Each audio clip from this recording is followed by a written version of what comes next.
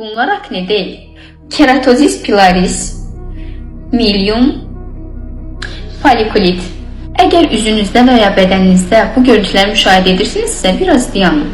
Çünki bunlar akne deyil. Bəs akne nədir və necə yaranır?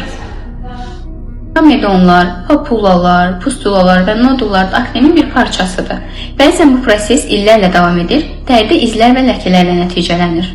Hormonal dəyişikliklər, stres, qeyri-düzgün qidalanma və genetik faktorlar aknenin yaranmasına səbəb olur. Sadəcə üzə krem çəkməklə aknenin keçməyini gözləmək düzgün deyil. Akne üzə prosedur və daxildən də müalicə tələb edir. Bəs müalicə necə olur?